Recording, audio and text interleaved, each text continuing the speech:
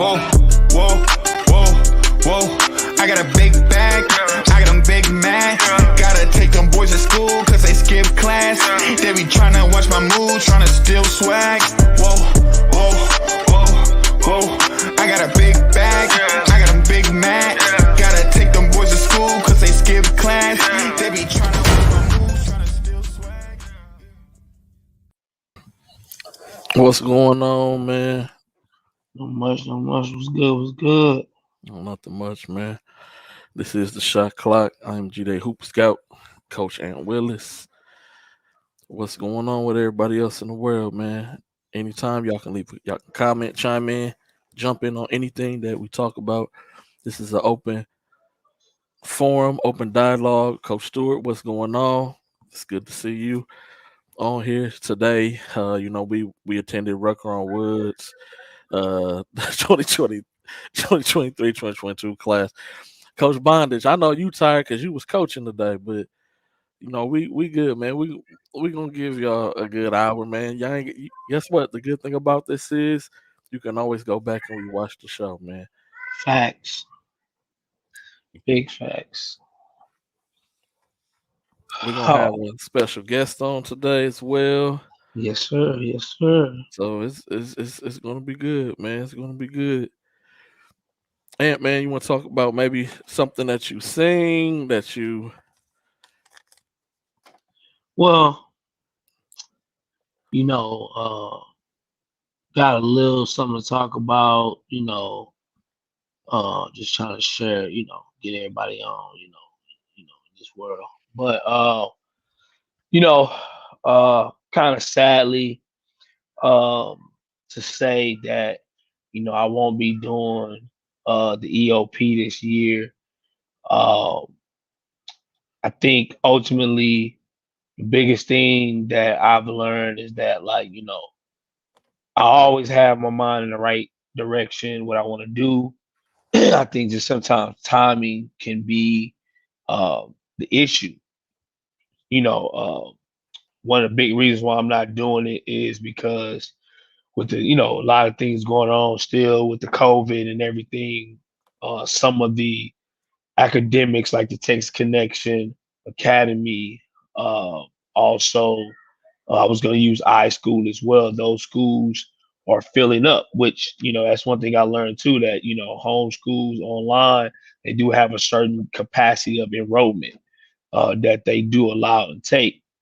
So a lot of my guys who was looking to do that were on waiting lists and things like that. And for me, it wasn't about me. It wasn't just about basketball. I had to make sure all my kids were academically, in the right position. So once those things kind of came into factor, I was just like, nah, we're gonna wait. Not gonna do it this year. It unfortunately, something I was trying to do because of the whole Woodlands Prep situation didn't work out. I mean, that school's about to shut down actually here. Last week it was like their last week of being open. Didn't have enough kids, different things like that. So that was unfortunate. So, but I'm happy, man. Guys like Corey had not stuck it out with me, but I'm glad to see him back at Sock Creek. He's gonna have a really good year. I think he's gonna shock a lot of people how really good he is. Another one of my kids is gonna stay homeschooled, play for ACYA, and then another one of my kids has a couple of options that I help him with in the private school world. So, for me, it all worked out. A lot of other kids, people seeing, Trevor Jardines back at Klein Oak, Patrick Cole is back at Riddle Ridge. Kid I had from California is at Seven Lakes, which he went to Seven Lakes his freshman and sophomore year, then moved. And he came back. And then my big freshman, Cole Ross, going to be at Klein Kane. So all the kids are in school, getting academics, which is what's most important, first and foremost. And then, me, it's getting back to the business, working with my guy G.Day on the scouting side with the balls are hard, doing different things and stuff like that. Again, just always trying to elevate the kids first. And then see what just happens next year. I got some time to really put some things in order even more, which will make it even better. And go from there. So that's kind of the only unfortunate thing. I'm not upset because it was me trying to do something after a situation had already fell through, not on my end, but just through the academic of the school. So at that point, just still trying to help out a couple of kids who wanted a different platform, especially play on the SWAC. I mean, I think that's going to be one of the sad parts because I think the SWAC conference with Sloan got with the teams are going to be really, really good, really, really competitive. You got some guys ranked in the nation, some guys ranked in the states that's going to be playing on that platform. So the kids who do get a chance to play on that platform is going to really have a good opportunity to showcase their skills on a high level. So I think that's the only thing I'm gonna be a little, down about from that standpoint. But you know, God's plan is always the right plan. So as long as that's the direction I'm going, and I think everything else will work itself out. Okay, man. Okay. So y'all heard to hear first, man. On this edition of the Shot Clock, G.Day and Coach Ant. Um, won't be doing it this year, but you never know what the future holds. So make sure y'all stay in tune, y'all stay in touch. Um, man, Ant, rock on wood today, man. What you see that you like, man? Uh, I like the. I ain't gonna lie. Um, I will say that I really think the 2023 class is going to be special. There's a lot of kids in that class that has some good talent who can really have a good opportunity playing at the next level on any one of them, D3, D2, D1, JUCO, whatever. Um, you know, I think ultimately we got to see the city of Houston for that class. I think, overall the classes 2025, 2024, 2023, 2023 had 12 teams. I mean, it was 100 some kids out there. Uh, and truthfully, besides Wesley Yates, Chris Johnson, and Jacob Cole, I think pretty much everybody else who was on like Sloan's list he already put out on OTR list, a lot of those kids were there. Like, I mean, probably from like 4 or 5, on down. Like they was all there. Lowe was there, Corey Hadnot, Tyshawn, CJ Barnes, uh, Cam Woodbury, man, Shay. I mean, it was a lot of kids. I mean, it was a lot of kids out there. Jesse Fuller, Jay Pike. I mean, uh, James Posey was there. Like, so to me, I really liked it. I really liked that class overall. Besides the 2025, because 2025 had a lot of kids as well out there. But when they talked about come out, play, compete, Smurf was out there. Like all these kids was out there. So I think overall, I really like that. 2022, I was there for a little bit.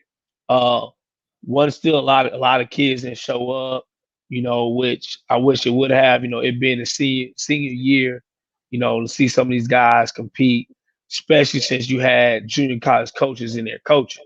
And truthfully, a lot of kids need to realize that that level is about to be very important for some of these kids because with everything still going the way it is, kids transferring, different things like that, that extra year or two may really help you be ready to go play at the next level to develop and get your body right and work on different parts of your game that you need to improve.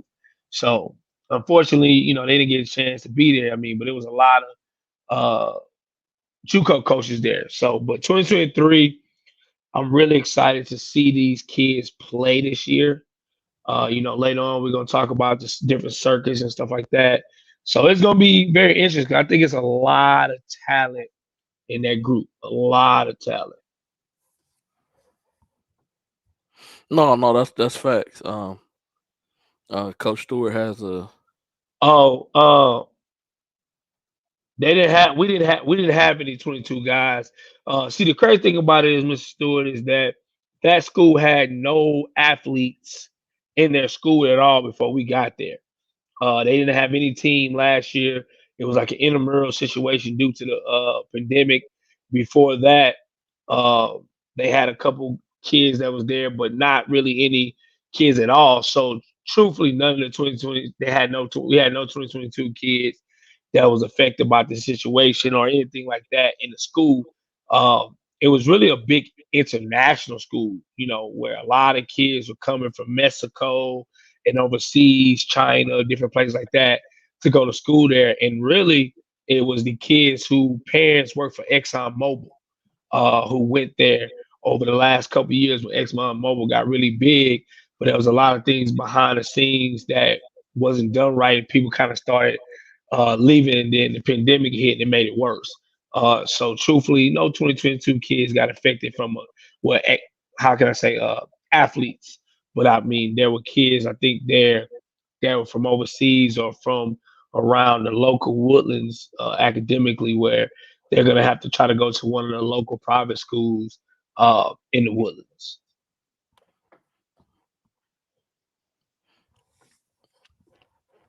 What's going on, Mr. Dudes? But no, back to the 2023 class that you was talking about at Rucker Wood. A lot of talented kids in that class. Got to see a lot, and like you said, they came out and competed. And so you always like that when kids come out and they compete and they go at each other. They play hard, but they still play smart. Nobody's trying to hurt anybody. And so that kind of basketball is really good basketball. Um, the 2022 class, although they may not have been top heavy, guys still came out and competed.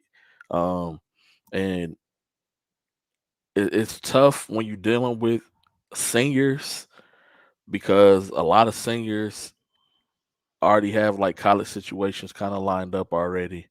And so when you have college situations kind of lined up already for yourself, then it kind of makes it kind of comes to the point of, you know, am I going to come out here to take a chance to get hurt? Um, and so, but still, you still want to come out, especially if you're from the city, and show the city who supported you that just some love back as well. So that's kind of always a tough situation, always up in the air. But I still think it's good for those guys just to even if you're not playing, just come out, cheer on your peers. But for those who did come out and did compete, like you said, there was actual college coaches there. A lot of JUCO coaches was there. They was coaching the kids.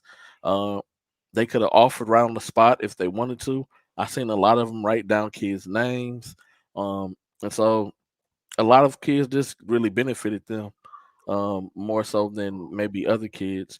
But there may be some top tier kids who needed to be here because in the end, this is where they may be anyway. But that's a different story. Uh, but overall, it was a good day, good atmosphere.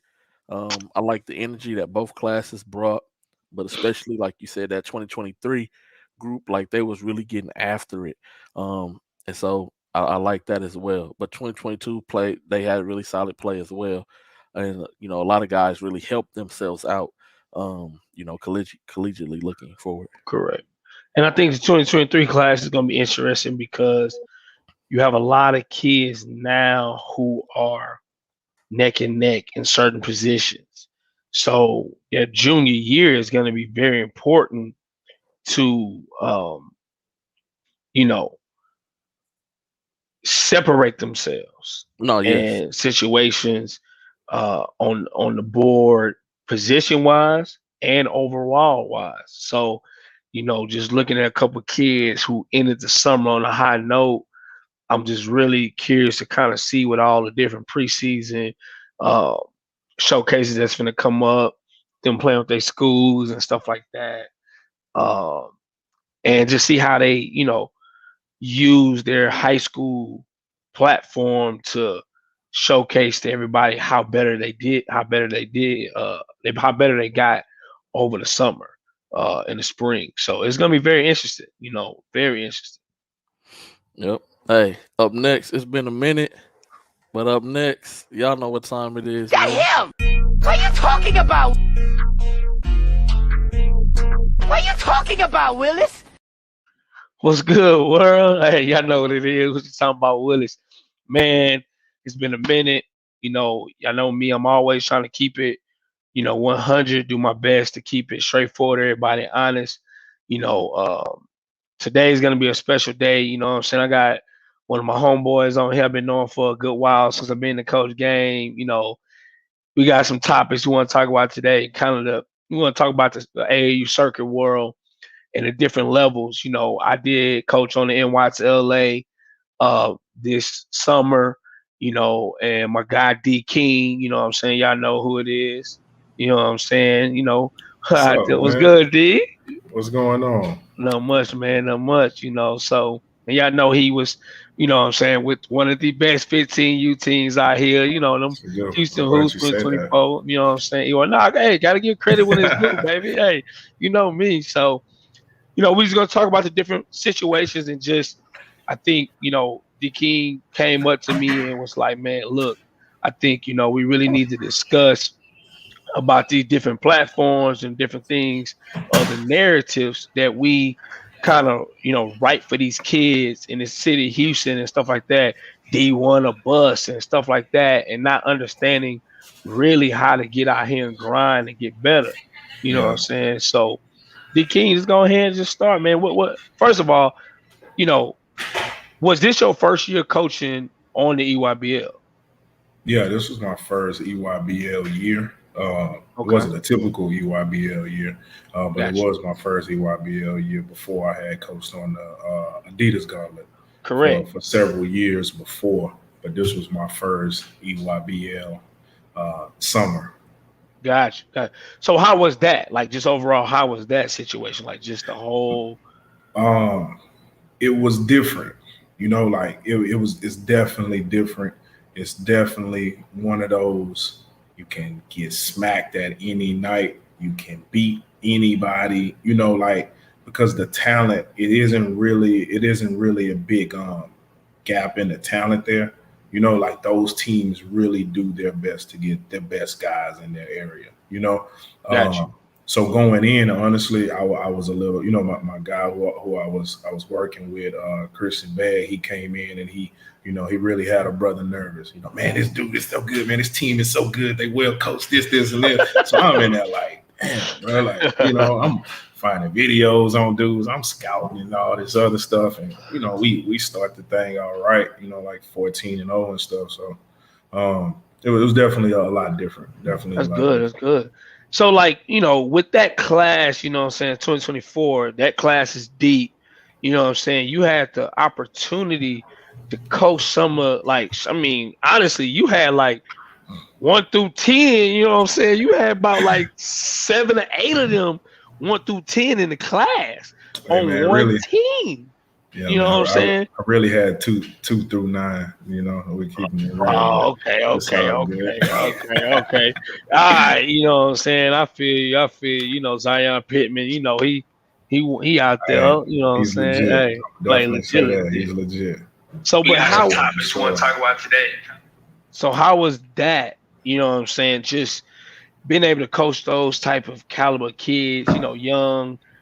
Just do especially kids who. And I don't think a lot of people understood this. All those kids as freshmen played big minutes at their school on varsity. So Yeah. they had varsity experience already. hmm So, how was that? Like how, from a standpoint, I know you've coached varsity. So like just the level of basketball IQ, understand different things you was teaching them and, the kids, Christian Begg's son, has been around basketball a lot, those Long type of time. kids, hey, so how was that experience? Just coaching us type of Um, talent. it was, like I've been coaching for a while. So, typically when you have younger teams, you go in really feeling like you need to start from the ground up.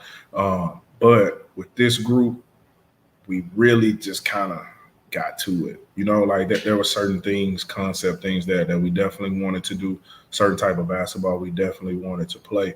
But once that was done, once we had our first 3, 4, 5 practices, it was way smoother and easier than I thought, man.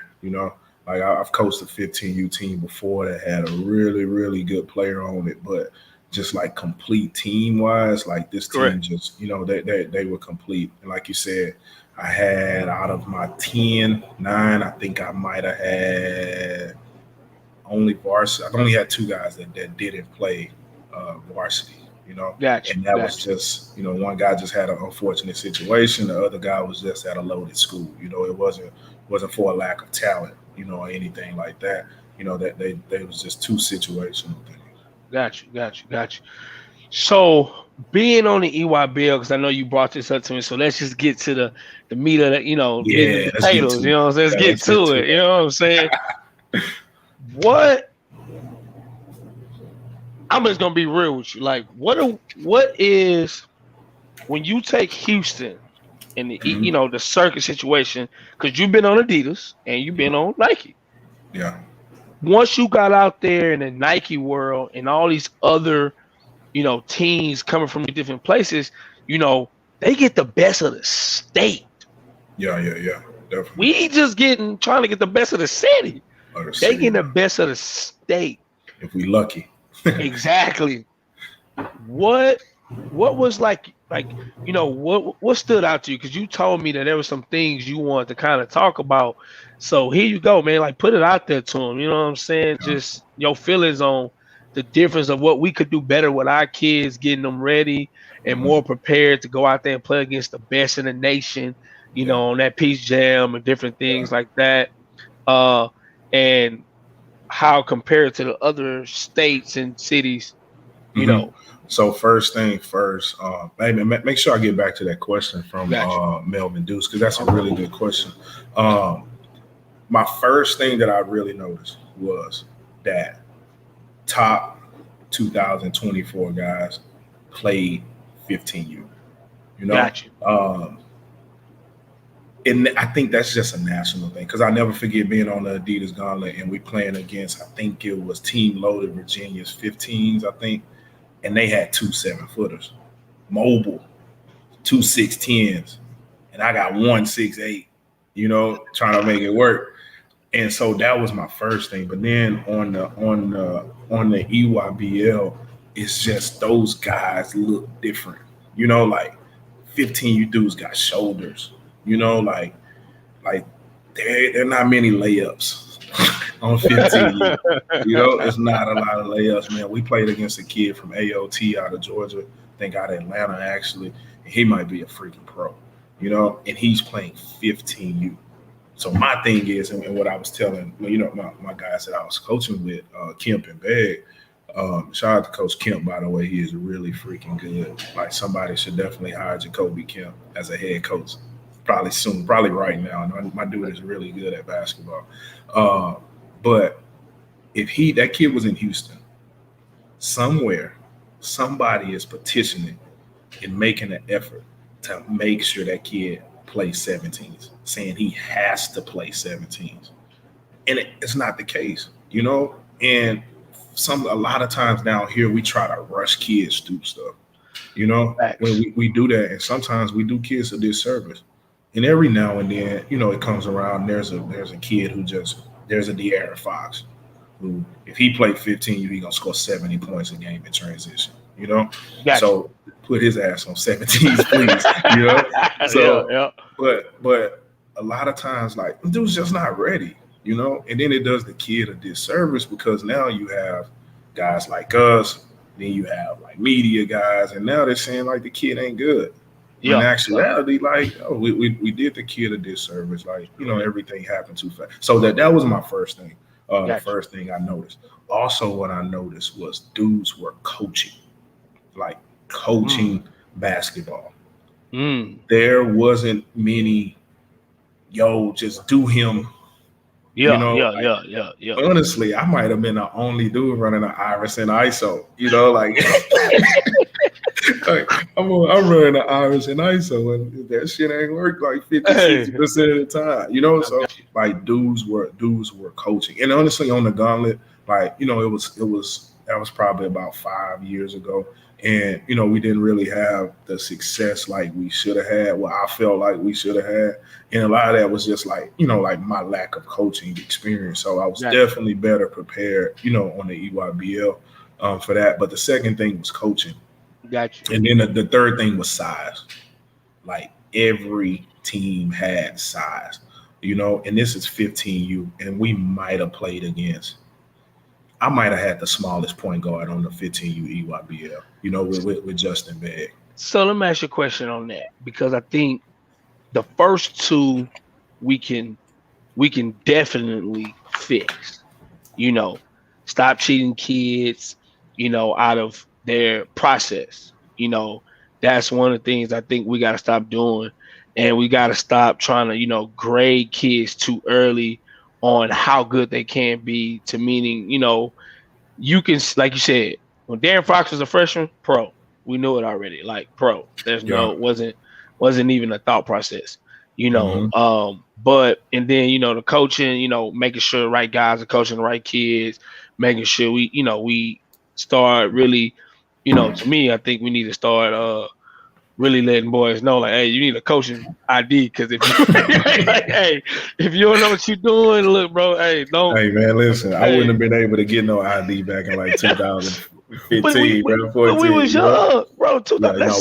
That's 6 Yeah. years ago. You know what I'm saying? Like, I started early. I started at 21. I've been doing it 15 years, but truthfully, it's different now. You know what I'm saying? Yeah. But when we look at our kids in the city of Houston, and we look at size, because you're right though, because like I was on the NYTLA and I seen Team Thad, and I was like, them grown men, like them dudes 17 years old look bigger than I did when I was in the gym. Like, you know what's crazy about that though? Like Team Thad went to NY and LA, and I'm pretty sure they had success, right? I'm pretty sure they did. Yeah. Facts. Team Thad came to Augusta and was like middle tier, from what I believe. I know for sure that 15s and 16s weren't. Like there's no disrespect or anything, but I don't think they had the success that they wanted to have. So it also shows you the levels. Like it's just different. So no, you're right. No, you're right. And I think, when you say size, it's like when we look at the city of Houston, we don't get that much size that is developed. Like, what's Coach Sim saying, like the development. Hey, but you have to put this in there. Develop the right way. Correct. The right and that's way. what exactly. Because to me, just for instance, right, we played against a kid. He was one of my favorite kids. A team, I can't remember his name. Two kids. It was a kid from Renaissance, from New York Renaissance, and there's a kid from Team Durant. And they were both about 6'5", right, on 15U. Our 6'5" kids out here in Houston. I mean, we've seen quite a few of them today, right? At the Ruck on Wood. Correct. They shooting threes and jump shots and don't touch the paint. They leave games with 4 rebounds. These dudes were posting up our smaller guards, putting them on it. Yo, hey, yo, Paul. I don't think we put an emphasis on being versatile with our big guys. Correct. I like threes. You seen us play. We let them fly. We putting up 23s a game. I'm all for that. But at the same time, what about taking advantage of mismatches? And I think to get to that second point that I talked about, coaches I don't want to say guys can't coach or coach the right way, but we don't put emphasis on the right things, like certain guys being versatile, Correct. Like certain rim running.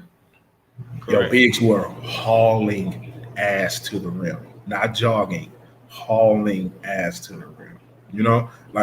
We just think about how many. I mean, no. You've been there. You've coached basketball. Big dudes don't run to them. They don't sprint. Nah, they don't. They don't sprint. They jog, stop at the 3-point line. We played against dudes from CP3, sprinting, sealing, putting us on the back. Like we can't do. Hey, no. And it's funny you say that. So kind of answer Mr. Dude's question. We'll get back to the one we got right now. I'm gonna say if we had the best 15U kids in the city all on one team, I think we probably would do really well. Well, If here says all of Texas though. all of okay. We would Then we would give me You it's a take couple dudes from Dallas. couple dudes from Dallas, couple bigs. I It's mean, we would do well. But I'm gonna say this, man, and this is you know the experience I got this year with being on the NY to LA was crazy because we went to Kentucky, and with no live periods, they had Mean Streets, All Ohio, Phenom University, 3D Empire. I'm talking about like wow. So like my 15s got a chance to play against All Ohio. And I'm talking about they had 3-4 guys, 6'7", 6'8". All Ohio Red has a kid. I can't think of his name. He goes to Mount Verdi, and I believe he plays as a freshman, right? Correct. We played against. He's about 6'6", 6'7". Yep. And he can stroke that thing. Yes. This kid goes to Mount Verdi and plays, but did not make the USA under 16 Correct. team. And he plays, but he played 15U. And he played 15U. Played 15s.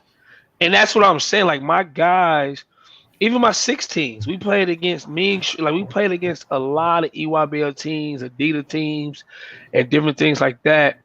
That I feel like when I was just watching these kids play, and like you said, the coaching, the way they would run their offense, the way they would do, and I would say that it really helped me and Chris Hines understand like what we needed to do to develop these kids and teach them how to play basketball first. Like just understanding, different things on the court, spacing, understand terminology, understanding how to run certain offenses correctly, and different things like that. And also, ultimately, the biggest thing is learn how to play defense. I think that's one of the biggest things we got to get better with, because I think a lot of times now, some of these kids get intimidated by the next man's name before they even play them. So, hey, but let me say something to that about the defensive thing. I know, I think it was Coach Sims, OG Sims. He said something about player development, and then I think Melvin Dew said something about what could help us like get better as a city, right? When you go to a young, let's say 8th grade and below tournament, right? And you go watch them play basketball, summer basketball. Correct. How do those teams play? What do they do? I guarantee you, I'm pretty sure they press the whole game. That's it. Like they press and run and trap and do. How many high school teams? How about this? No, forget all that. How many college teams do you see do that? Not many. Not the games I watch. No. I don't watch. I try to watch good teams play. Well, okay. So when Shaka, was at before Texas, they did it. You know what I'm saying? Like they did to have, all that, and it was effective because of the type of kids he was recruiting. But I'm with you. So like, I'm gonna give an example. I'm not trying to toot my horn, but I am going to toot Chris Hines' horn. So my 14U team, we wasn't no big team, but we had kids who know how to run down, 5 out, down, DHOs, over and different things like that. Like actually run, pinch, different things, stuff like that. Like our kids, and that's the truth. Like we really have to stop. I think the biggest thing, to Mr. Dude's question when he said, what are the biggest skills we need to develop?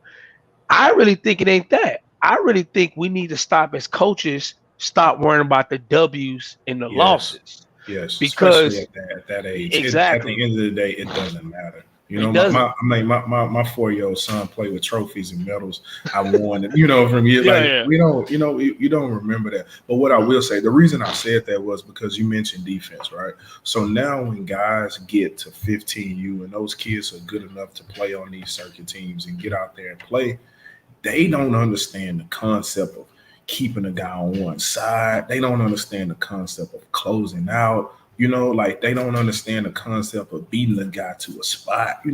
Nothing about like everybody wants to jam a guy and then they get blown by a call for a foul and it's like, oh, the ref is, oh, this game is officiated bad. You're fouling. Correct. You know what I'm saying? Like, yo, you're fouling, but you don't know this because all you've ever done when you played for, Lil Pookie Elite was freaking run and trap and jump, and just play like your head is on fire. Like, that's cool if you're trying to win a little tournament or something, but them dudes can't do that on the varsity level against older, bigger, stronger guys. Correct.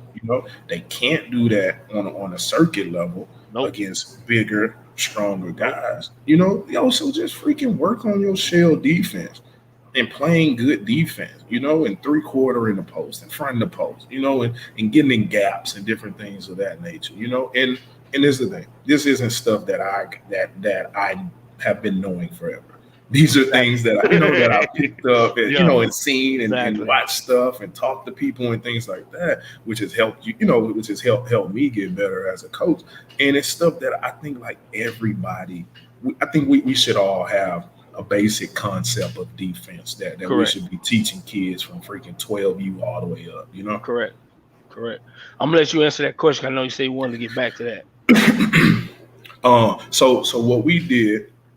Really, there wasn't. Well, I will tell you what. I was not prepared for playing a game every freaking day, like for freaking 12 days straight. Like I was not prepared for that. It sounds cool until you get to day 6 and 7, and you like, damn, bro. Like, but so what we did, we played in about 3 or 4 circuit league events. And so those are pretty much. I'm not sure who does the circuit league, but I'm pretty sure it has something to do. With Nike and Adidas. And so many Nike teams and some Adidas team, like Trey Young, Elite, I know we played against them as well, played in the circuit events, and some really good like independent teams. So our first circuit event, we played against 4 EYBL teams, so we left that event 3-1. We played against the New York Lightning and they smacked us, And so to my first point, the New York Lightning, 15U, who smacked us by 20 points, got on the EYBL, and I'm not even sure if they qualified. Got to the Peace Jam. I'm not sure if they even did that. But they had 2 big. They had a 6'9" dude with goggles who wore our butt out with left-hand jump hooks. And I go to a gym and I see 6'8" dudes shooting step backs. In Houston, I see step backs. This dude probably hit eight left-hand jump hooks. Nothing special. Just jump hooked our ass to death. So definitely playing on the circuit events helped us. We played about 2 17U events we played in. I know we played in the GASO. We played in the NBA division, and we beat like 3 17U teams, and then we end up playing JL3's 15U team in the championship. So that just goes to show how those dudes were pretty good also. Correct. To beat some 17U teams. So really, our schedule prepared us for the Peace Jam. It prepared us to see pretty much everything. But really, it just came down to a lot of times, a lot of those games, those 4 games we lost, it just came down to dudes just being tough. Like. We were worn out. I don't think our guys were physically prepared, body-wise. I don't think our guys weren't mentally tougher. I know, you get out there 7 days, you like, man, I ain't seen my mama, I ain't seen my girlfriend, man. I wonder what my dog doing. I know I FaceTimed my dog when I was out there. So, so just physically, our kids aren't physically the same as national guys, Gotcha. and then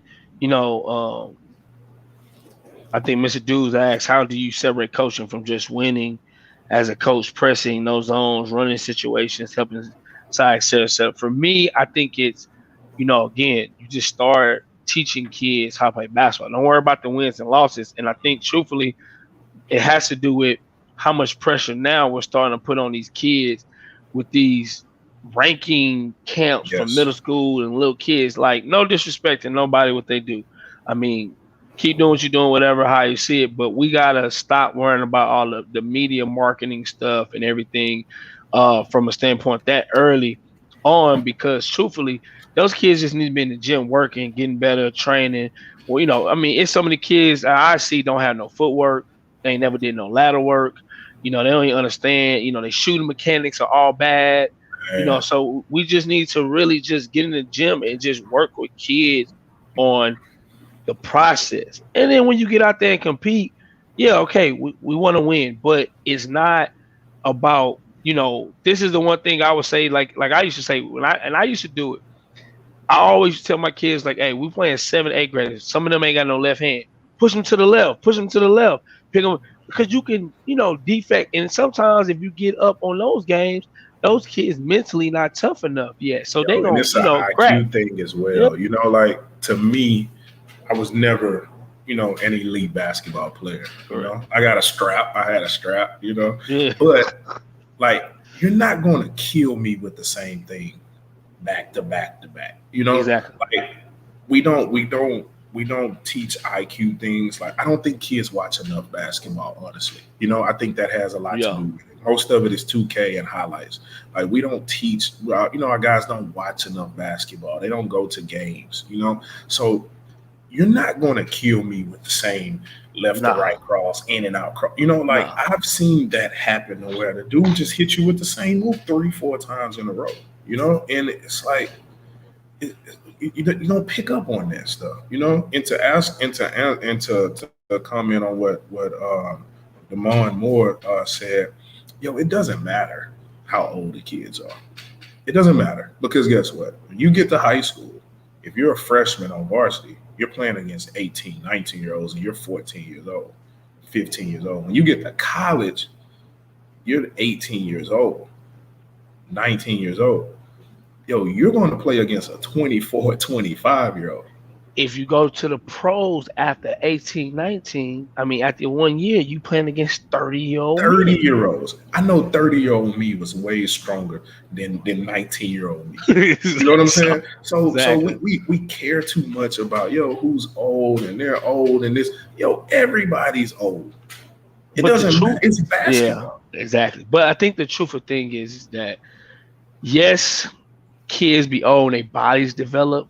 But if you get in the gym and just work, your skill set is eventually gonna show up, and it's eventually going to show that you are ready for what's coming to you. And again, I mean, it's all about doing the right stuff, getting with the right people. I mean, if you worry about your kid being, muscles and stuff, if you really think about it, it's not about how big you are. If you in the, working out, doing push-ups, abs, leg, different things like that, you may not be the bulkiest dude out there, but you'll be able to hold your own strength on, because when you look at KD, man, they do bony. Like a lot, some of you do like 7 foot, but I mean, it's guys, bodies and stuff like that. So you have to understand that. But I don't mean to cut you off, but what else that comes back to though? That's being in the right gym. That's working out. No, hey. Because but DK, so let me ask you, but what's the right gym? Because the reason why I ask you that is because let's be real. How do you stop kids from going into the wrong gym and going to the right gym when there's so many gyms telling you that it's the right gym? No, you're right. Like, how do you? I mean, bro. There's a lot of gyms that people say. My thing is right, like me as an adult, I know if I'm getting better, and so I'm like, all right, how about this? I know if I'm surrounded, if you're a good person for me to be around, right? You know what I'm saying? Like, I know if I have a group of friends, which group of friends I should be around. Correct. I should hang out with, or which group of friends I should just text. You know what I'm saying? Correct. So if you're in the gym and you're being fed bull and you're working on bull, and if you're in the gym and you're being challenged, and it's different. Correct. If it's hard, like if you're in the gym and it's tough, and if you're the best player in the gym that you're in the wrong gym. Like you're in the wrong gym. Like all the I have nothing against anybody, right? Like I'm not even a trainer like that. I got a program that I do that I have done this and that, right? But You know how many times there are no contact in workouts, but then you go to a game and dudes getting knocked on the floor. Like how many bodies you seen on the floor today at the gym? How many guy bodies you A seen? lot. There was people on the floor every day. But also, who I think Mr. Dudes talked about right there, the pickup ball. I think that's true though, and I'm gonna tell you why. When I was in high school, I grew up in A-Leaf. We had the community, the Quill Community Center off of Bel Air and Kirkwood. Mm-hmm. Every Saturday morning, I used to ride my bike and go play with Carlos Hurt, Chris Milburn, Yancey, Shock. Like I was playing against all the dudes who went to Hastings, who went to A-Leaf, went to A-Leaf Elsick, Rashad, the twins, and was playing pickups. I didn't go to the gym and work like dribble. I went to the gym. Were those guys older than you? Yes, I was 12 when it doesn't exactly. Like I was playing with a lot of dudes who were known in the city. Will Franklin, who went to Bush. Went to Hastings. All those kids. Dudes I played with. Grown men at the time, older. And I think that's the biggest thing now is that kids don't go and do this one thing, D King. Go in the gym, say I got next, and a grown man say, no, you're not playing today, youngster. Hey, you gotta watch. Tell their mama, man. Hey, you gotta watch. You gotta learn today. And then you have to get on and try to win. But at that point, you gotta play defense because you may only get the ball twice. No, you know how you go to the fundy and they got the numbers? Yeah, and you gotta sit on it and wait. Dudes don't even really know what those numbers are about. No. I never forget me and my boy going to the gym, going to the fundy on a Saturday. We like, yeah, we're gonna go to fundy. We're gonna run this joint. We get there, don't nobody know us. You gotta wait 2 hours. Then when you get to the number one spot, you take an L. You got to go back down to 12, 13, 14. Yes. And then you still got to wait. You know what I'm saying? And dudes picking up off. Like, we don't have that. We just go to the gym. They might go hoop. I know a lot of coaches, high school coaches I know were saying things about, like 8 dudes showing up for open gym in the summer. What are you doing? Then what else are you doing? Yeah, exactly. And I get, people say it's COVID or whatever, I guess, but I remember I used to call my homeboys at the local schools or across town. Hey, where you hooping at? I'm going out here. I'm going there. You know what I'm saying? Like just hooping. So, you know what I'm saying? That's I think also is. Hey, that's how me and you met. How about that? Yeah, exactly. Exactly. That's how me and you met. That's how me and one of my best friends to this day met. Correct. Basketball at First Baptist. Like Fundy, like different places like that. Yep. You want to answer that question? What's that? About the OTE bag? Nah, what do you say? With the OTE bag coming as early as 15 now, do you see more issues with the parents or kids in the coming summers? How do you guys? Hey, listen. You want me to answer that? Hey, you got the answer? I'm gonna say it like this, and it's the same thing that happened when guys was going straight out of high school to the NBA. Next man up. You know what I'm saying? I feel like there's opportunities for the next kid to showcase who he is. Like for instance, class of 2023, Tyler Smith is gone. Okay, so now Chris Johnson, Wesley Yates are now arguably 1 and 2 in the city. Okay, now they go to them a chance. Showcase who you are. Like I feel like truthfully, we get caught up in stuff that we can't control. At the end of the day, man, like it's just like you can't control a kid bouncing from one team to another on a circuit. As much as you get upset, oh man, you can't control that. So at the end of the day, to me, when a kid, if he want to go get that money, go get it. Hey, by any means necessary. Listen, I am a firm believer in get paid. Exactly. Yo, get paid. Anything can happen. Yep. If it presents itself when you're hot, go get it. Go get it. It can never happen. Listen, if I see Rihanna right now walking down the street, if I don't try to take her to Chacho's today, I'll never get that chance again. It only happens once. So you definitely need to take advantage of it for sure. Right. I think reclassification for the most part at least for the guys that I know that I've been around that have reclassified, a lot of it was done because of age. We have a lot of kids. Like I had like 3 kids on my team that just turned. I think 2 kids on my 15U team that weren't even 15 when when the summer started. Correct. Correct. Or didn't turn 16 until like February, March. So Yep. a lot of kids are young. Some people just don't know what they're looking for. No, they don't. And I think a lot of times we don't know. Like you see some kids who reclassify, you're like, okay, why did they reclassify? That didn't help you. But it makes no sense. Yeah, but some kids reclassify. I had a kid on my team, my A grade team. He actually would have been a 13-year-old freshman, and he would have turned 14, or whatever. So I told his dad, like, man, you got him. So what I'm saying, he's now just turned 15, just now, recently, about a month ago. Well, this past month, he just turned 15, and he's a freshman. So even going next year, he's going to be 15 throughout the whole entire summer. And don't tell me, what I'm saying? So it's different now, what I'm saying, for certain kids, and I think also it's, people back in the day were okay with their kids growing up at 17, graduating high school at 17. But when you think about now, kids 17 walking on the college campus, they're not maturely mentally ready. But, now you do have some dudes out here who are 19 and then be 20 years old as a freshman. That's different. You know what I'm saying? That's a different, situation. But I also think it's, when you look at it, the reclassification at some point, it ain't gonna matter. It doesn't matter. At some point, it's okay to be a late bloomer. You either got it or you don't. Exactly. So at some point, it ain't gonna even matter. And then there are the few instances where some schools would tell a kid, "Yo, I like you.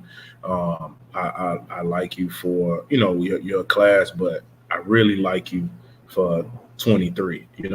Like I can offer you for 23. Those are rare occasions, but they definitely do happen. Golly, man, is that wow?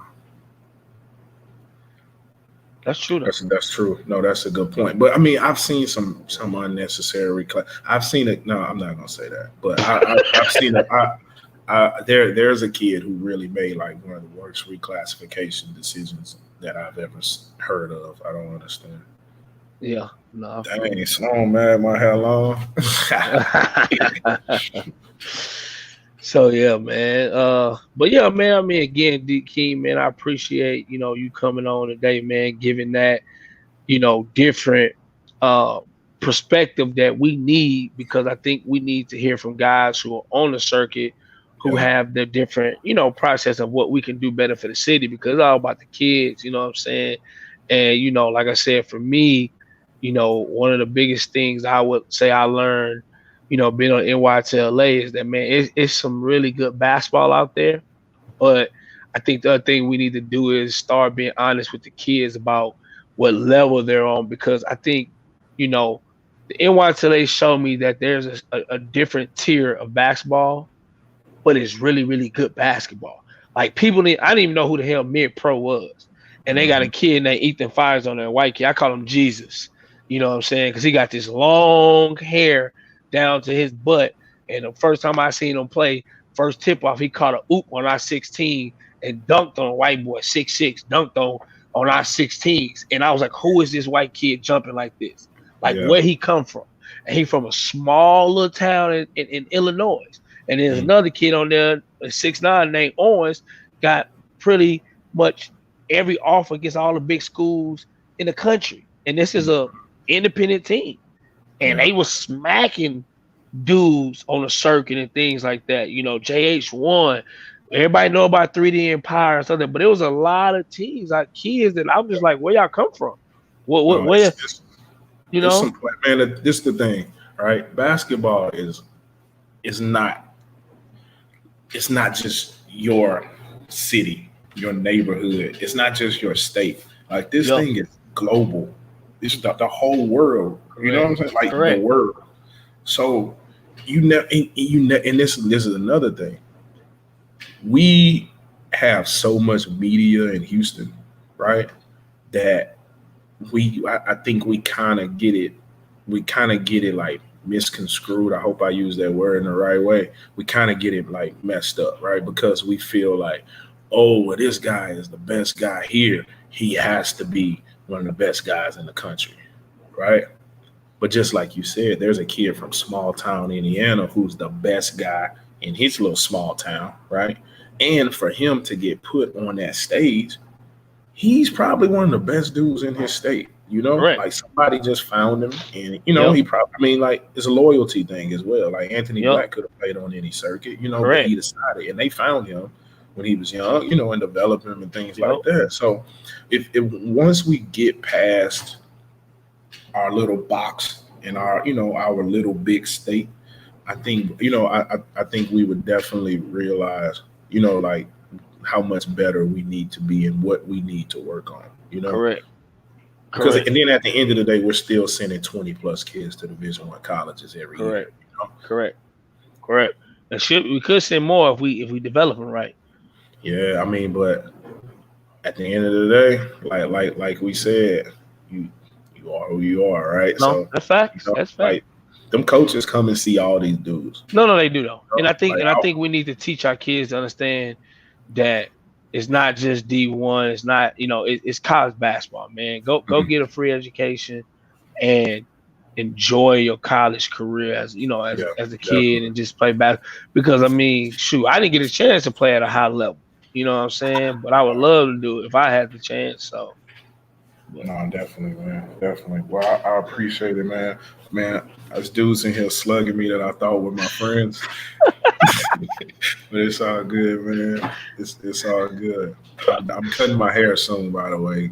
So oh wow, you cut it? You going back to the get the yeah, wave? Get the this wave? was a quarantine. This was a quarantine experiment that's lasted a really long time. Look, Rob in here. Rob Hey, ain't here to Rob. check up. Rob, Rob ain't you here at to check. Put you me at on with work, Rob. Rob. That's what I'm Rob, here for. Rob, you at work. You can't even be. Hey, get off. You at work. You ain't even on. Yeah, I came here to get on Rob. That's what I came here for. That's really what I wanted to be here for. But look, he ducking again. He don't want to play me one-on-one, and he don't want to be on the show with me. It's crazy out here, man. Shoot. Well, shit. All right, man. Well, I appreciate you, D. King. You know what I'm saying? I see you around for sure. For sure. No, definitely, man. I definitely appreciate it. And you guys asked some really good questions, so I appreciate that. All right, boy. All right, man. Peace.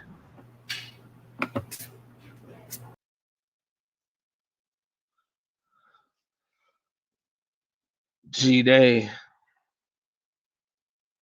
I wasn't ready, man. I was enjoying watching you with D King, man. Hey, man, that's my dude, man. D. King. That's my dude. That's my guy. But yeah, Oh, man. I mean, shoot, that was a good. I mean, I liked everything he said. I think what he said was very true, and I think even for me, man, like I said, the experience I got this year on the NYTLA was very well. Um, how can I say? Like for me, it was very a good situation. Knowledgeable, because I've coached for 15 years and coached independently. Helped out with different people with my guy DJ Anderson, different teams. I did RL9, and did a lot of it. So to really play on like a circuit. I mean, G, that you told me it was a circuit, and I was like, okay, let me see. But it was a circuit, and the way they run everything on time, how they do stuff, the talent, everything, man. It was a really good platform for the type of kids I had, Hmm. and everything. Some of the guys that what I gotta do to get on y'all level. That's That's Doug. my That's that's Doug, it. man. Nah, Doug, shut up, Doug. Anytime, Doug, man, you want to Doug, hop on, man, anytime, let me man. know, man. But I think it worked, and I think truthfully, be honest, NYTLA is a perfect platform for a lot of kids, and I think a lot of people, when I say this, they're never gonna be honest, but I was, they're in life, they're second tier and third tier guys. That's just what it is, and you got first tier, second tier, third tier. That's just part of it. That's life. You got billionaires, you got millionaires. I mean, it just is what it is, and I think um guys need to understand uh its levels. So you need to find the right platform for your level and just be honest with yourself and use it to your advantage because it may work out for you in a situation and get opportunities that you didn't think you can get. And there's a lot of kids on my 17 U teams, and I'm not. I mean, I can say this because my kids knew, and I told them this. I told my kids all season, some of y'all should have never been here. It should have been different guys in the cities on this platform. But that wasn't me throwing shots at them. It was me telling them, like, look, this wasn't the plan at first. But a lot of those kids blossomed and grew to where I think they're gonna have some really good, senior years, and some of them got looks that from different schools, like Jamil at South Ridge, my guy Trey at South Ridge, Joey that's at Lane Creek. There's a lot of kids, Idy and Cam who's up at Katy Pato.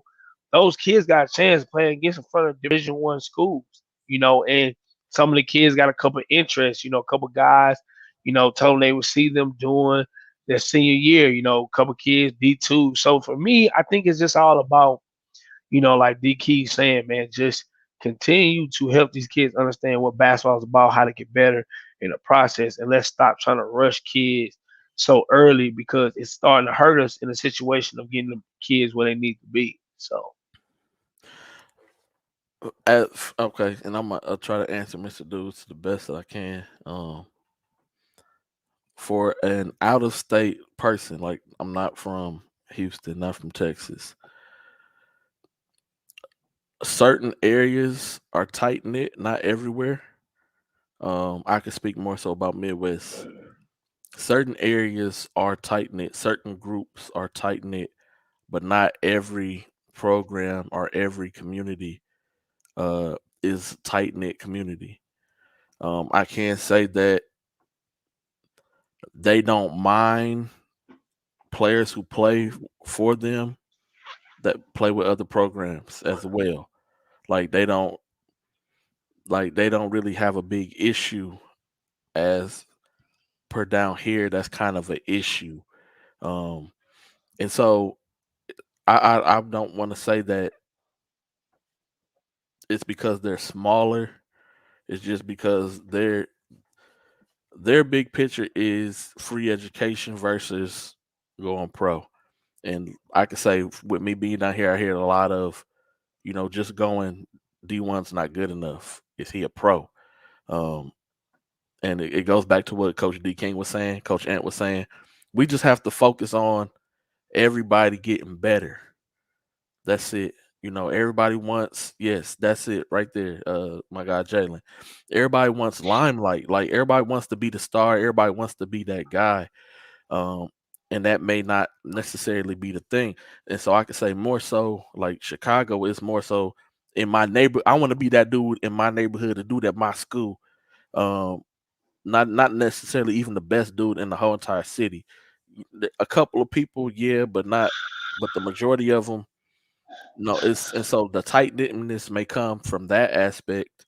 Um, the basketball players, athletes get a pass in the neighborhood type situation where you grow up in neighborhoods that are, low poverty stricken, like where it's really easy to get into some trouble type neighborhoods, like places like that.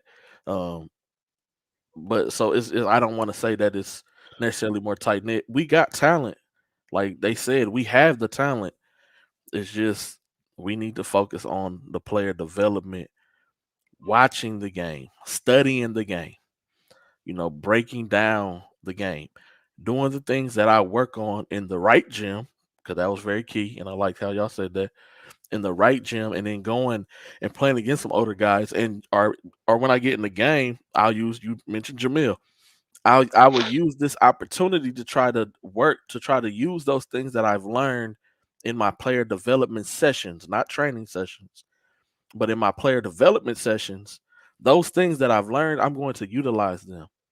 Not just, and so a lot of people go through player development, but they don't utilize it. It's kind of like D King was saying, like, he no knock on anybody who does anything, but if you dribbling against a cone all the time, there's no cones on the court when you get in the real game. Uh, but hey, to each his own.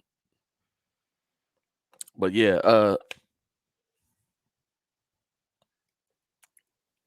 film breakdown is very important. Coach Bundish, that's something that I do as well. With certain players, certain kids, just try to teach them how to break down the film, what to look for, recognize your own mistakes because you can't build off of your own game if you don't even know what you're doing wrong. You may think that everything you're doing is right and it's somebody else's fault. He didn't set a solid enough screen, or he didn't do this, or he didn't do that. So that's why I missed him in the roller. That's why I missed him in the pop situation. That's why I missed the guy hedging the screen. That's why I missed the guy who was fronting the post. And so, we try to make up excuses on why it was everybody else's fault, but it really was my fault. But that's the benefit of watching film, breaking it down. And this piggyback after that too. I think we also need to get better with understanding like what we should be teaching the kids as well. What they should be um learning and what they should be using on the floor and on the court. Because I think the truthful thing is something that D King said that was very big to me. He said a kid was killing them with a left hook, and truthfully, like I always tell kids, like it's nothing wrong with being skilled, learning how to shoot, learning how to dribble.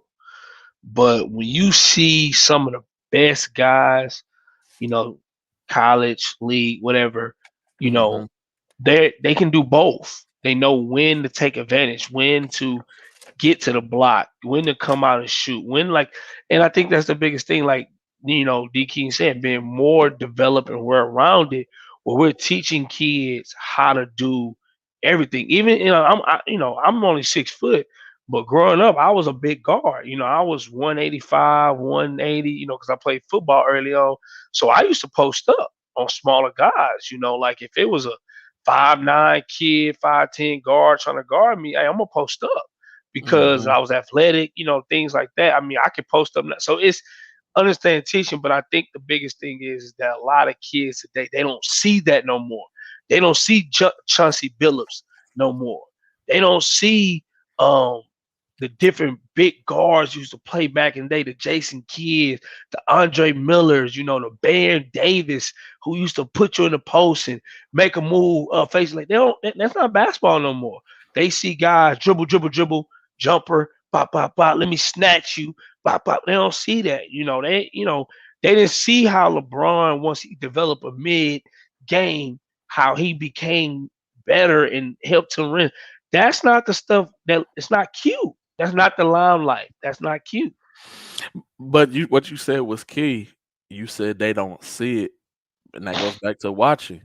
That's because they're not watching, and it goes back to what D King was saying. That all they watch is the highlights. Yep. Yep. So they'll watch LeBron, but they'll just watch. They'll go on YouTube, and so LeBron dropped 35 points against the Suns or whoever they're playing, and Yep. so somebody's going to put up a clip of all just his buckets. That's it. That's it. So they're not watching all the other stuff that he's doing. They're not watching his progress year after year. And you mentioned the bigger guards who post up. Even if they will watch this year, a lot of Chris Paul, whenever he made it, he was posting up. Chris Paul he may be the point guard who comes on the floor, but once he gets the ball off his hand, he knows in order for me to get to my sweet spot now, I'm at this age. I need to catch the ball in the post, turn around, face up, one dribble, and I'm done. And my shot, I'm feeding, whatever. But it's out of the post. It's not even. I don't have the ball, and I'm not up there. Dribble, dribble, tween, tween, dribble, dribble, tween, tween, cross. Okay, not there. Pull it back, pull it back, pull it. I'm not doing all that. Basic, like you said, he's the big man hitting left hooks on him. Yep. Basics. We seen the guy today, 2023. Big Josh goes to Seven Lake, Acapulco, about 6'7". He didn't try to do anything outside of his means. He worked nothing but in the paint. He was basic and he looked good. He looked good. Yep. And I think that's just what it is, man. It's about development, man. Making sure kids understand. My fiance always tells me all the time. We watching the game. She was like, "Chris Paul's winning. and they're shooting number mid ranges, and I was like, that's true. Like he would dribble, drive, get to that middle, pull up, pow, get to the middle, pow, pow, and it worked. So it's all about development, man. It's all about making kids understand, what it takes to be, good, not looking good, but to be good. Like Mr. Dude said, like it's a big difference. So Oh, it is. He said, "Let the bigs get back on the block." And it's switched though, like, yeah, and that's facts. Like yeah, the bigs want to play on the perimeter because that to them that's the more sexy game. yeah. And But they don't so, realize they can get paid. Like again, when you really look at the game, once it gets to the level of getting paid, look at the guys and look where they play. You only see one in a millions. KD is one in a million. No, a kid come to me one time. We was working out. Man, I'm trying to look like KD. Stop. At that point, we gotta change his whole thought process because that's one in a million. Again, there are guys in the league that you just can't say I want to be that. You can say I want to add some things he do, or I like some stuff he got in his, whatever. But you just can't. You have to look at the majority. When you look at the majority of the bigs in the league, they playing over the top. Oops, dunking the ball. They playing, like DK saying, running run the rim, playing in the duck position, different things like post up, face up, move, footwork. That's what they doing. Ain't many bigs in the league doing what Jokic doing.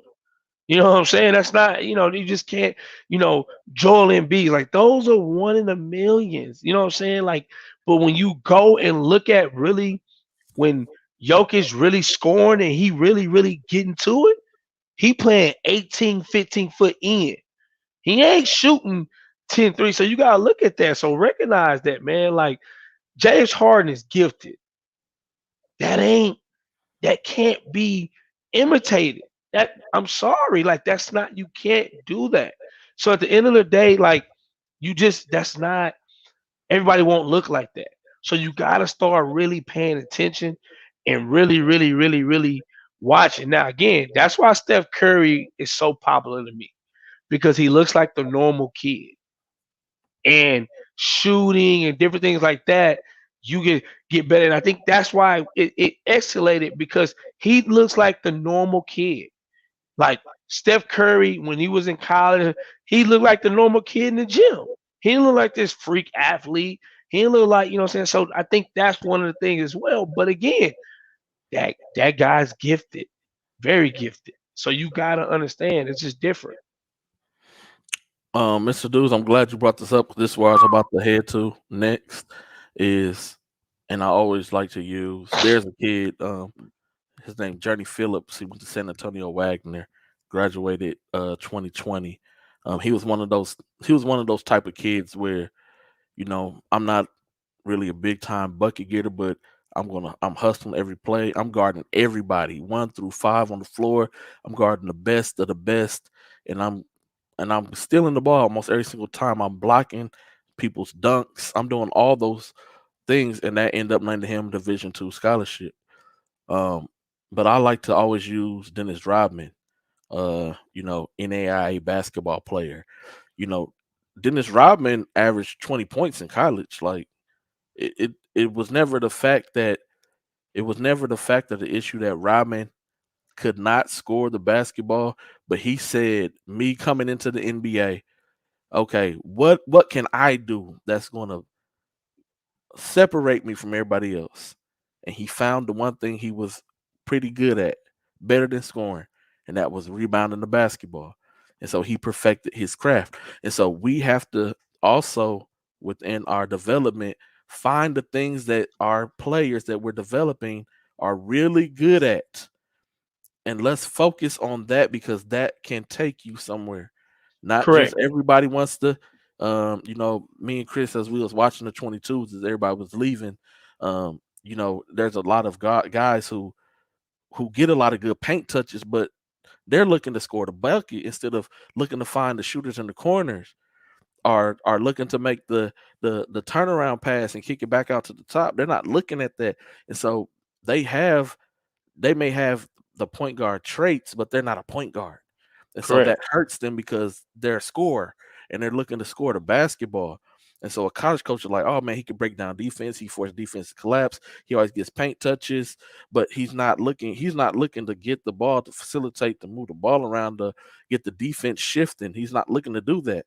And so now how do I recruit this kid? How can I give this kid a scholarship? How can I benefit him? If he that's not what he is, because he's a scorer. He has the traits, but he's not focused on that because it's not, because to a lot of people, like you said, and it's not sexy. Nope. That's it's not the popular thing. Nope. And Who it's not. wants to go in and get 20 rebounds a game? Nope. Who want Nope. who want to drop off 15, 20 assists a game? Nah. Who want to be the role player guy who's the defense specialist and all he does is lock up the best players on the court? These guys, Patrick Beverly's getting paid to do that. Paid. Dennis Rodman got paid to be the rebounder. Shoot. And the truthful thing is, I think what you Mark Eaton said. got paid to be a Yeah, shot blocker with the Utah exactly. Jazz. He But I had no think skill set. but I think the biggest thing you hit on G.Day was when these kids today realize that you can get paid being a shooter. You can get paid being a shooter. You can get paid working on a certain skill set, being really good. But I think they want, it's just that's not, we're not teaching these kids. I'm a firm believer on, making sure kids understand, what the fundamentals of basketball are, and to me, I think we just got to get better with pushing that narrative. And then the question, I think, what's called said Russell, but a lot of those dudes I mentioned had extremely fundamental Oh yeah, sound. They are. No, they are. that's the basic of Yeah, basketball though. yeah. Because So James Harden, I watched an Arizona State game of James Harden. Like I watched the whole game. When I ain't gonna lie to you, I didn't know who the hell that kid was when he was playing at Arizona State. I didn't.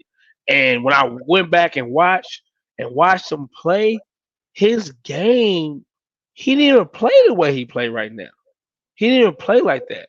You know what I'm saying? Even when I think about Oklahoma, like it was and he was fundamentally sound when he was at Arizona State. Like his game grew and he got better. So it's just, man, I think kids gotta understand that. And again, I think a lot of the times was wrong, like you said, G.Day, they just watching highlights and stuff. So they don't really see that dude develop. You know what I'm saying?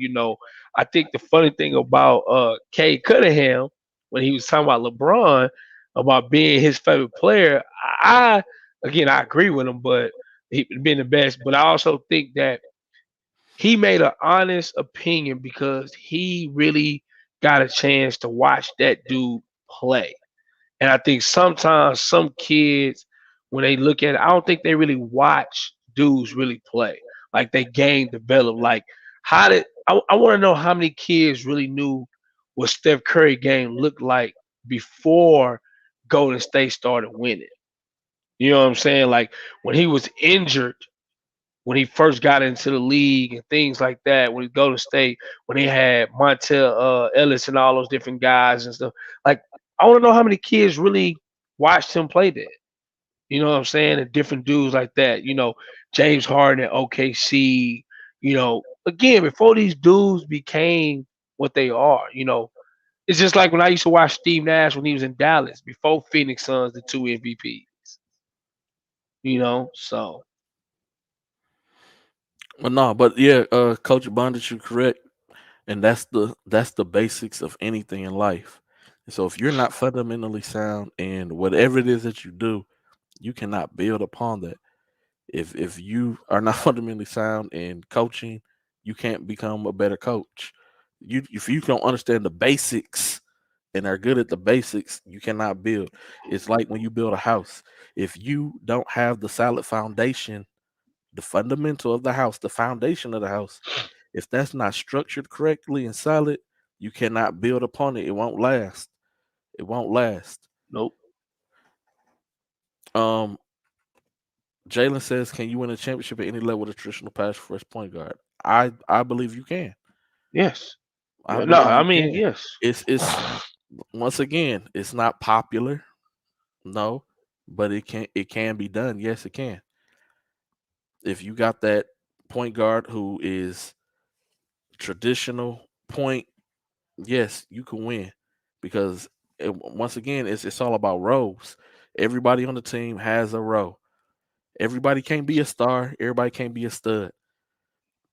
Role. You have to understand your role. You may have been the dude wherever you was at or wherever you came from, but now it's time for you to buy into this role. And I think that's something that the players of today have a hard time doing is buying into a role and understanding that roles also can lead places. You don't always have to be the star to get something, but roles can lead places as well. And then, also if every situation is different, but if you already have what you're going after, it's okay to take a little step back and let somebody else step up and get a little bit more shine per se, because that then turn around and benefits that kid and it benefits your team and program as a whole. But that's for another day, and we will dive deeply into that one, because there's a couple of programs I want to shine light on who have done that with kids, um, where they may have one or two guys who already got offers, and those guys take a step back and let other people from the team step up and play a bigger role because they know that it's going to benefit their teammates. That's rare. That's true. All Mr. right. Deuce had some 3 questions that was Uh pretty oh. Uh cool. oh. Mr. Dude's always got questions, man. All right.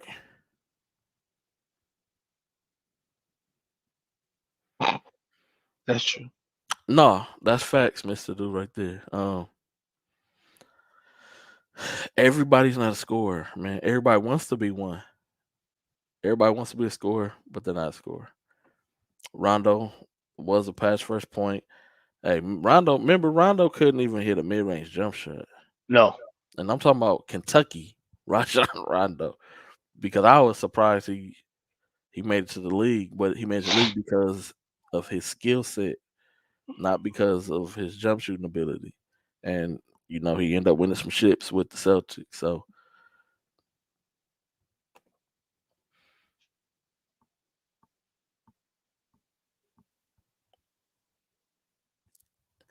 So score first point guards. Hey, no. I ain't sleepy. So score first point guards. Listen, everybody is not a score first point guard. Everybody's not a scoring guard. Everybody who's small is not a guard. Let's put that out there as well. Just because you are the size of a traditional guard doesn't necessarily mean you're a guard. The guard is based on your skill set. And so if you're what the modern term a scoring point guard, who let's really go down the list. Who are those guys?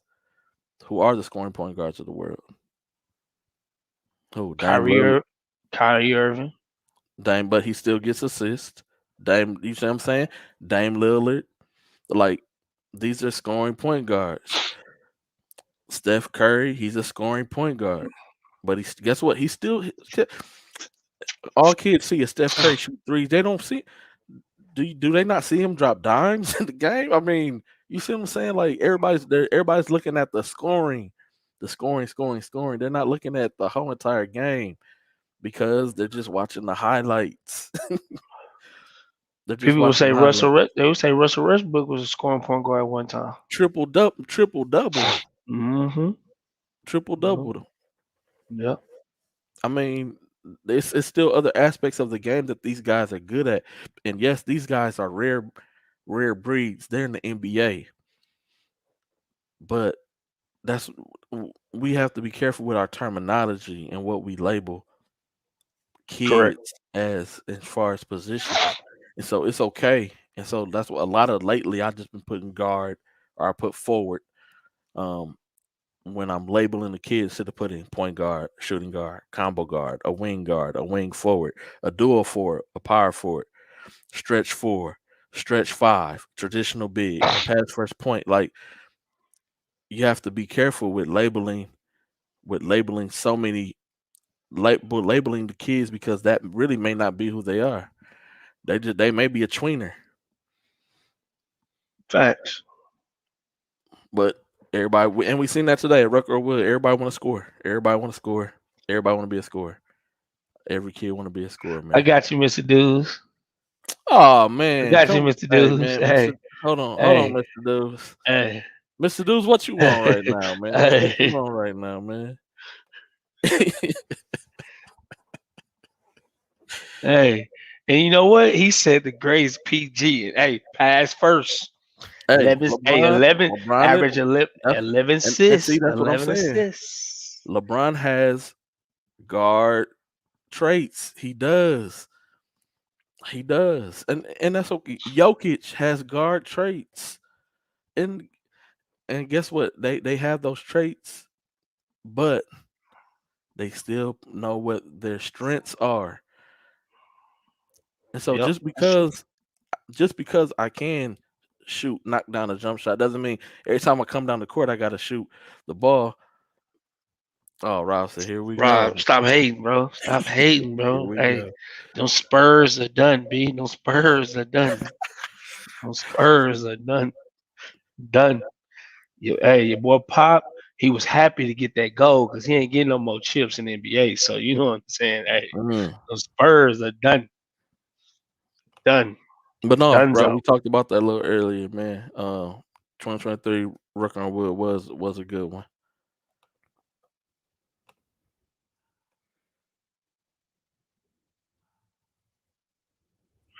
Uh, I can see that. I mean, I can see it. I can But see it. that's more so of giving a trait, Mr. Dudes. He's athletic. He's a playmaker. Um, but coaches still want to know where can I put him on the floor. Floor. And so they're even if we don't label them, they're still going to label them because that's their job. Their job's on the line. And so they're gonna, where can I use this kid at my university or at my college? How can I use this kid? What type of role can I see him in? And so that was a good thing today for kids who didn't necessarily accept certain roles at the Rucker on Wood. It let the coaches know that, okay, this kid's not willing to play this role right here. Yep. Okay, But I'm I on to also think, on to next kid. Go ahead, Ant. I also think to Mr. Dudes what he said. I think the biggest thing is that I think it's different between college and pros, and I think that's what kids have to understand is that a lot of these kids skip over college and look at the pros. Where I think in college you have still positions and certain roles that you're gonna do. And when you get to the pros, that's when they start talking about positionless basketball. You know, you seeing bigs bring the ball up the floor. You seeing guys dribble. You know, you see Jokic initiate the offense. You know what I'm saying? Different things. But when you look at college, guys are still playing roles. Guys are still playing positions. So I think that's the biggest thing. We also need to get better with is that we got to start teaching kids how to play the game so much of like, okay, you're in middle school, you're in high school, you're in college, and if you get the opportunity to go pro, okay. But you can't be teaching a middle school kid, oh, let's work like a pro. Or then I get it, I get the concepts of teaching them things like that. But again, it's the process of they're developing their skills and their foundation of what they really need to be successful as a high school basketball player and as a college basketball player. Because the one thing we also got to realize is that the rules change every time, high school to college to NBA, pros, or whatever, and that affects how you play.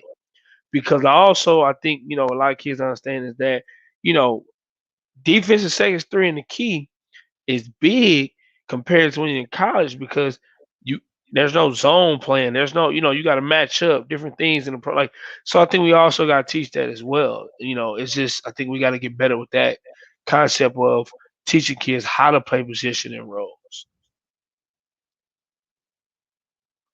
That's No, true. that's true. That's true. The athlete, most of the spots. Yep, that's what they use. They do. And so, Mr. Dudes, I got a homework assignment for you, Mr. Dudes. And so I want you to tell me how many players who was recruited as an athlete in football, as an ATH, that went on and played in the NFL. And then I want you to ask if you know of any kid who's labeled as an athlete, a ATH football prospect, and how that makes them feel.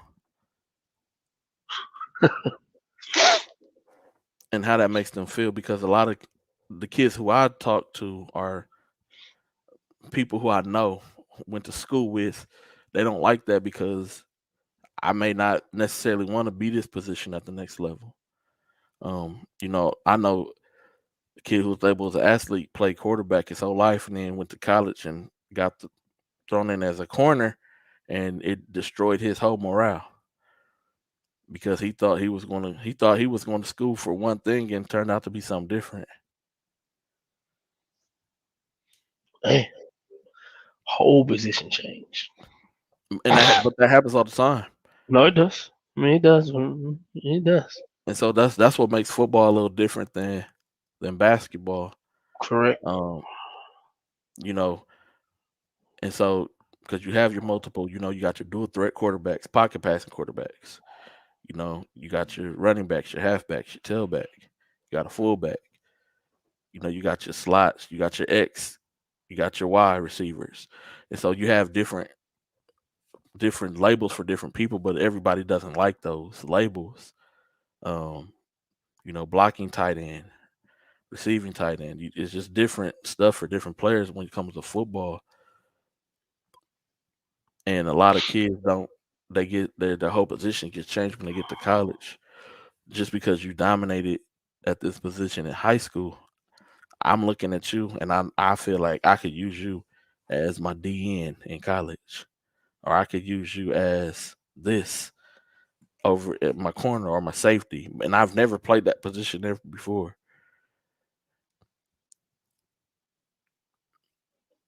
It's tough, man. No, it is. It is. It is. Well, shit, it's getting late, G. Oh, It's getting late. yes, sir, man. Get up in the morning. Everybody got school in them. Well, you ain't got to go to school, but Nah, I gotta get up and do a bunch of stuff tomorrow, though. Ooh-wee. So, but man, yeah. appreciate it again the Oh yeah, platform. yes sir, yes sir. Good show today. Shout Oh out yeah, no, again to good my man. boy, D King, man, my coming D King. on, chopping it Yep, up, man. for sure, for sure. We got to get D King back on when Rob is on, man. Yep, yep, Um,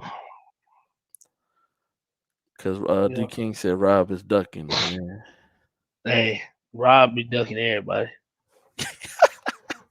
Oh no. We all got jobs, Mr. Dudes, man. We all got jobs, my brother, man.